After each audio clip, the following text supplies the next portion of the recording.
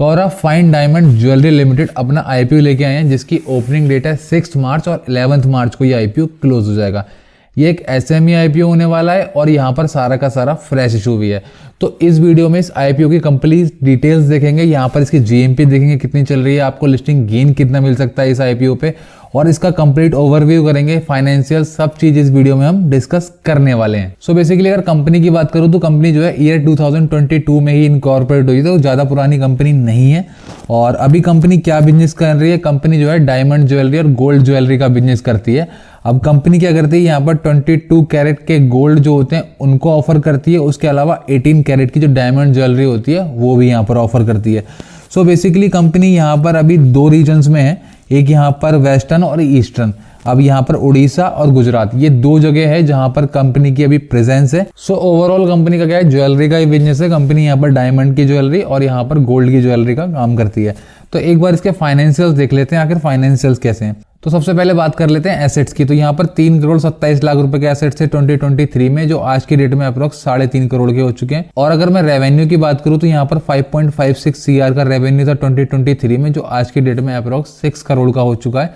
ये सितंबर तक का ही डेटा है। अगर आप इसको एक ईयर का कैलकुलेट करोगे तो आपको डबल करना पड़ेगा। दैट मीन्स आप मान सकते हो रेवेन्यू कंपनी ने 12 करोड़ का कर लिया है इस करंट ईयर में।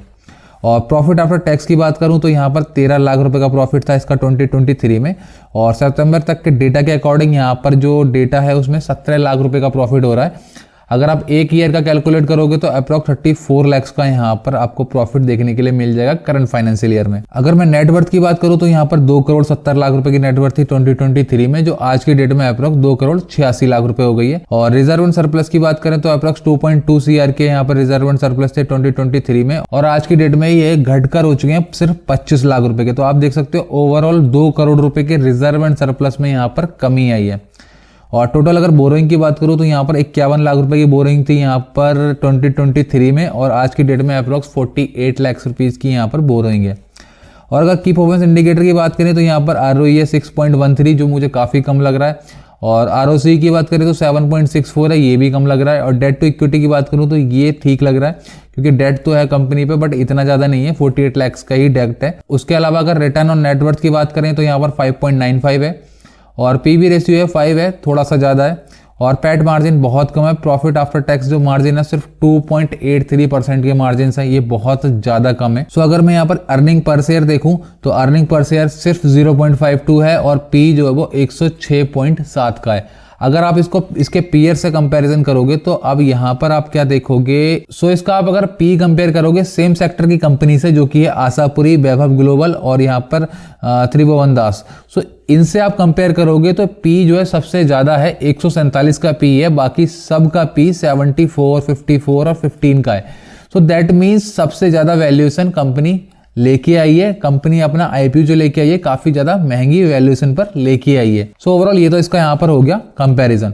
सो अगर मैं बात करूं यहाँ पर आईपीओ की डिटेल्स की, सो ऑब्जेक्टिव ऑफ द इशू की बात करें कि आखिर आईपीओ कंपनी लेके क्यों आ रही है, तो सबसे पहला मेन रीजन कंपनी बता रही है, जो सबको ही बताता है, कि वर्किंग कैपिटल रिक्वायरमेंट को पूरा करने के लिए, जनरल कॉर्पोरेट पर्पस को पूरा करने के लिए। बेसिकली यही 2 यहाँ पर कंपनी ने अपने डीएचआरपी में मेंशन किया हुआ है, इसके अलावा कुछ नहीं है। सो कोई खास ऑब्जेक्टिव भी इसका मुझे दिख नहीं रहा। सो अगर मैं बात करूं यहाँ पर आईपीओ की डिटेल्स की, 6 मार्च को आईपीओ ओपन होगा, 11 मार्च को क्लोज हो जाएगा, और जो प्राइस रखा गया है 55 रुपीज पर शेयर का, और एक लॉट में आपको 2000 शेयर्स मिलेंगे, और इसकी लिस्टिंग जो होगी वो बीएसई एसएमए पे होगी। और जो इसकी अलॉटमेंट की डेट है वो आपको 12 मार्च को मिल जाएगी। और जो यहाँ पर इनिशिएशन ऑफ रिफंड है, अगर आपको अलॉटमेंट नहीं होता है तो यहाँ पर 13 मार्च को आपका रिफंड इनिशिएट स्टार्ट हो जाएगा।